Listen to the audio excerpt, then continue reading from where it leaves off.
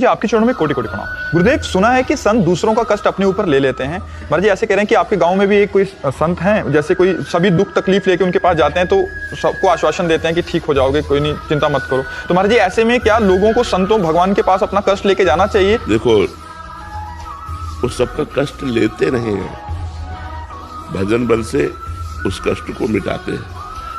जो तपस्वी भजनानंदी संत होते हैं वो ऐसा करते हैं कि और किसी किसी का, जैसे आपके कैंसर है, अब आपका भजन नहीं है और आप उनके बहुत सेवक हैं, परिजन हैं, तो आप जान नहीं पाएंगे और वो कैंसर अपने शरीर में ले लिया और वो दूसरा रूप लेकर उनके शरीर में आएगा। बुखार आया, पूरे शरीर में दर्द होने लगा, पैर में सड़न होने लगी, कष्ट हो, किसी को आवाज। ये तो संतों के मधुर वाक्य है, लेकिन किसी किसी निज सेवक का, सार्वजनिक का नहीं, निज सेवक का कभी कभी संत जन ऐसा कर देते हैं।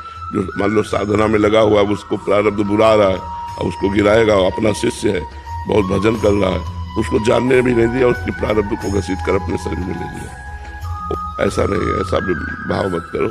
और संत जन पुण्यात्मा होते हैं, भजन निरंतर करते रहते हैं, उनके दर्शन से पाप नष्ट होते हैं, उनके दर्शन से रोग ठीक होते हैं, उनके स्पर्श से रोग ठीक हो जाते हैं। जो भजनानंदी है, जो बड़े बड़े भजन करने वाले महापुरुष हैं, ये कलावा बांधना, हवन कराना और जंतुर बांधना, इससे जो निरंतर भजन परायण है, उनके समीप जाने से हमारी कामनाओं की पूर्ति हो जाती है।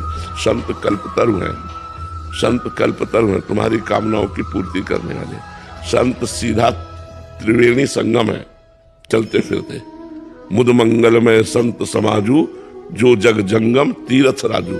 तीर्थराज प्रयाग है, उनका दर्शन कर लिया, उनसे बातचीत कर ली, आप पवित्र हो गए, क्योंकि भगवान में निरंतर रमण करते हैं।